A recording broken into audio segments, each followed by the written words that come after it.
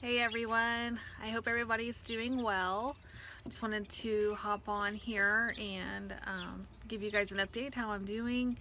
Today is 4 weeks post-op for me, and so I just wanted to come on. I want to give you my stats first and then tell you about my week. I've had a very interesting week. Some good, some bad, some still yet to be seen. So I apologize if this video is a little weird. I'm outside enjoying this beautiful weather here in Ohio today. I'm in my backyard. I'm actually sitting on my deck. I do have a lot of furry and feathery friends, so I don't know who will drop in on this video. They like to show up unexpectedly. So you may see a dog or a cat or a chicken or some 8 chickens maybe, who knows. I love being out here and I live in the country. I'm technically in town in the little village where I live, but it's country all the way around and I love it. I'll show you guys this is my backyard. Here, I'll show you.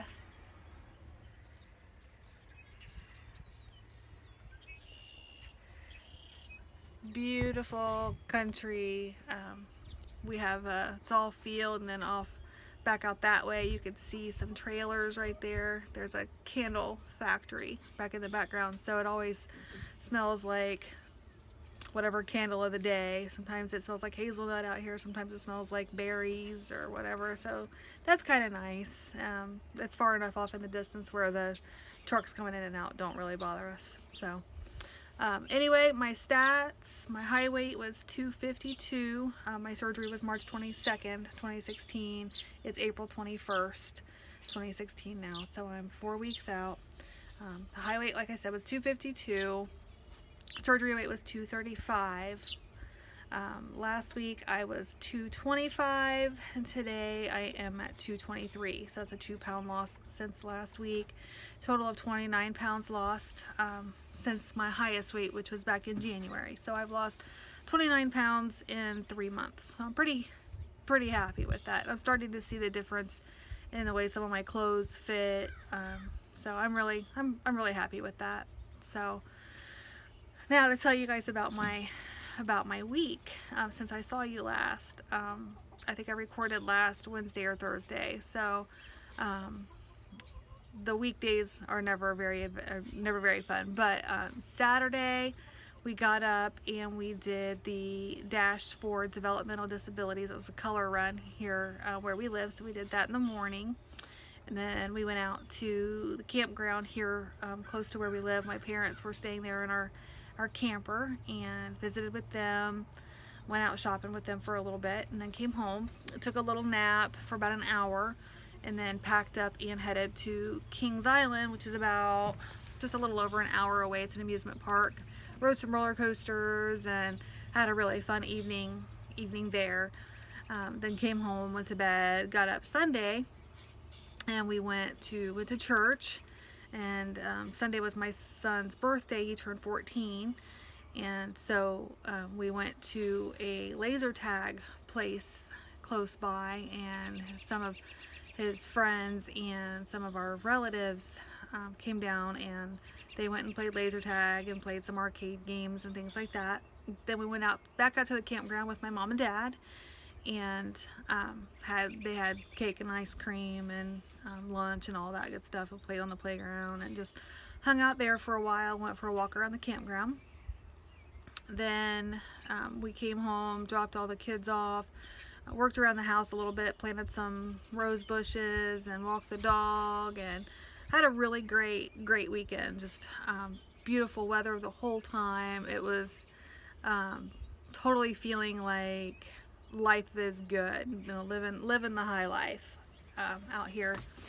So Sunday evening, after the sun went down and it was getting close to bedtime, but we wanted to sit and watch some TV and relax, and so we were sitting there on the couch watching The Blacklist, which is one of my favorite shows. It was about 10 o'clock at night, and I was sitting we have a recliner. I was sitting in the recliner, and sometimes on one of the seats on my couch, the material, the stuffing in it's getting kind of broke down, so it's not real comfortable to sit there for very long. Well, the recliner is not like that. I was sitting in the recliner and my back started to hurt, right just above, ladies, where your bra strap is. It was right in my back, for like right here, but on the other side.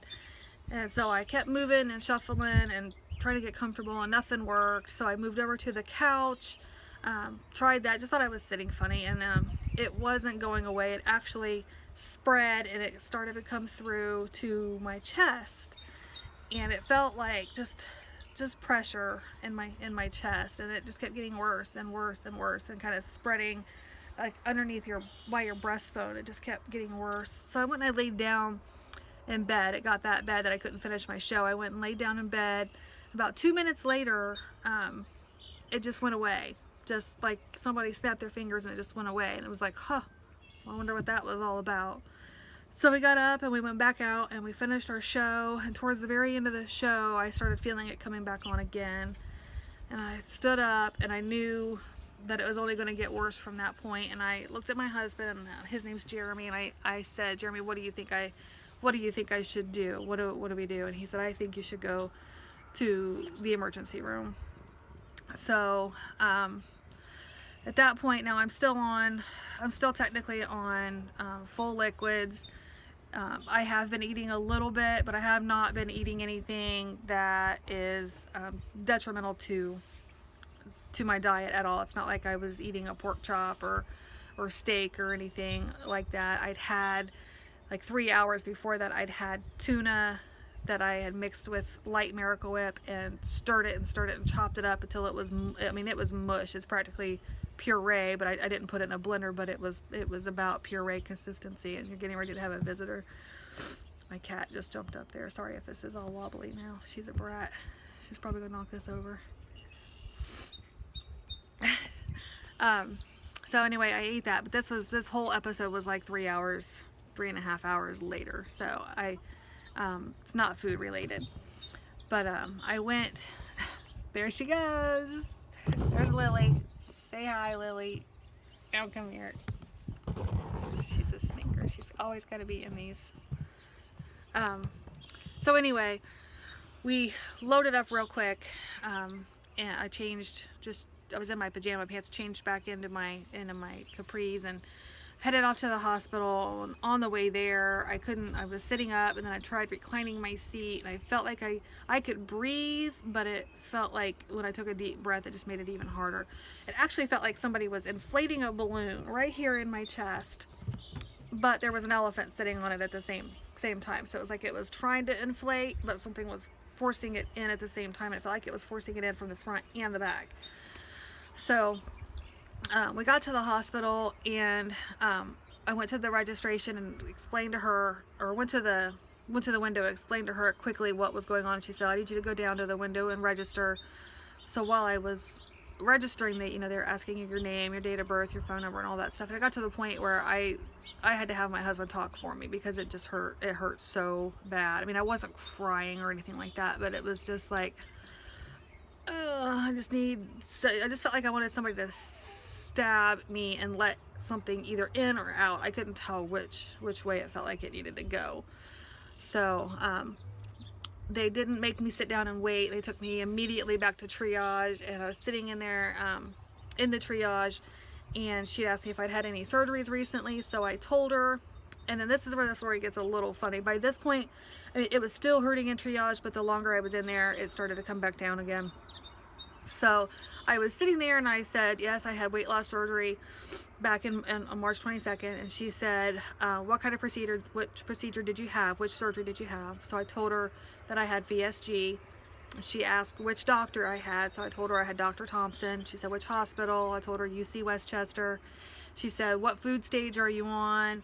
And I said, technically full liquids approaching puree. And at this point, I'm like, she's asking so many of these very particular pointed questions. And then the next words out of her mouth was, I had the VSG surgery 2 years ago. And so at that point, one, the pain was subsiding, and then two, I felt this relief that there was this person sitting there that is going to understand at least half of my story of where I'm coming from. And so she was with me.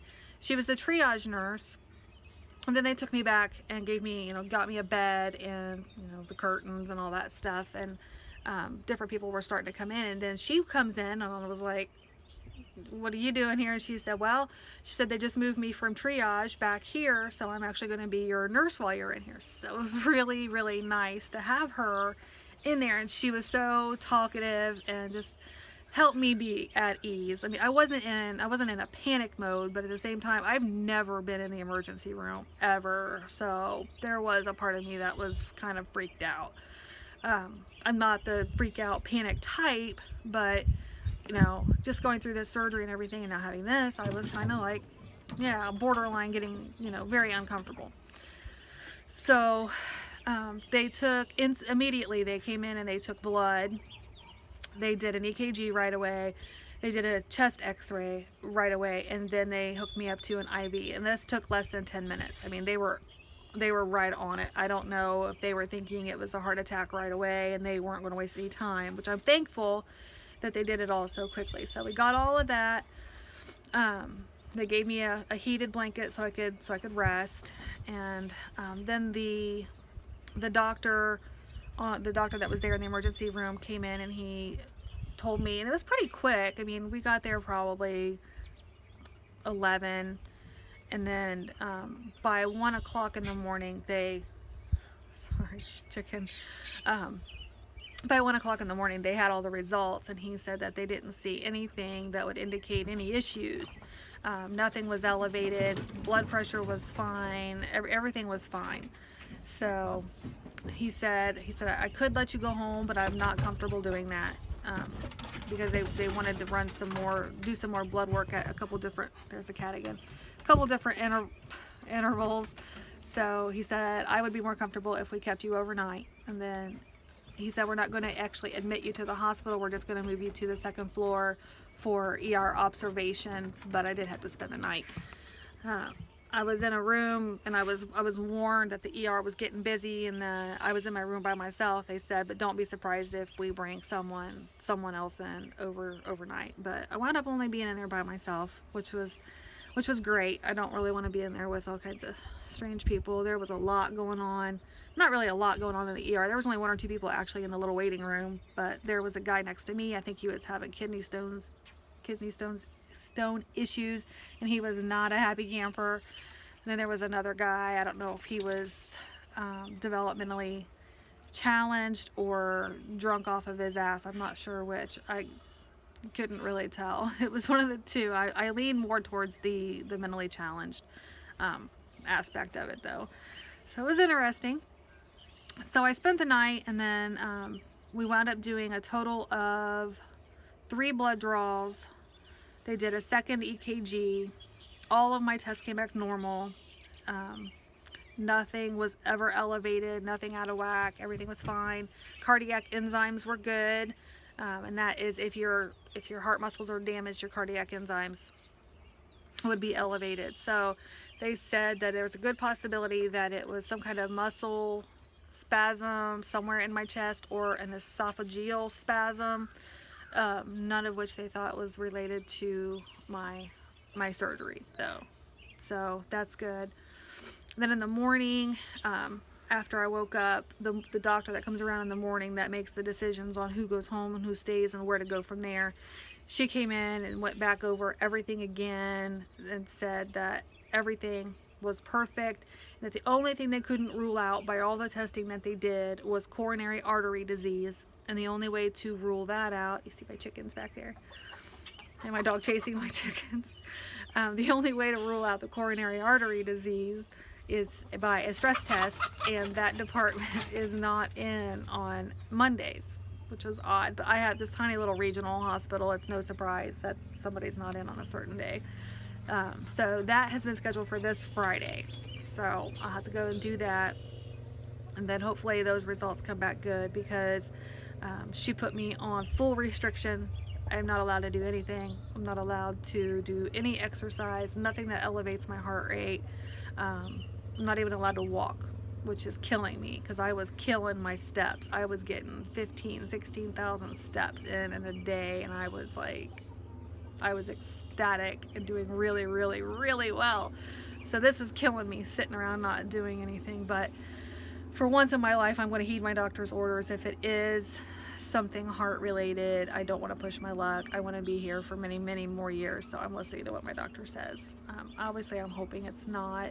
She said she's 98% sure that there's nothing wrong with my heart or my arteries, but she wants to be able to rule out 100%, and I appreciate her doing that. She said I've got really good insurance and there's no reason that we shouldn't go ahead and do that test.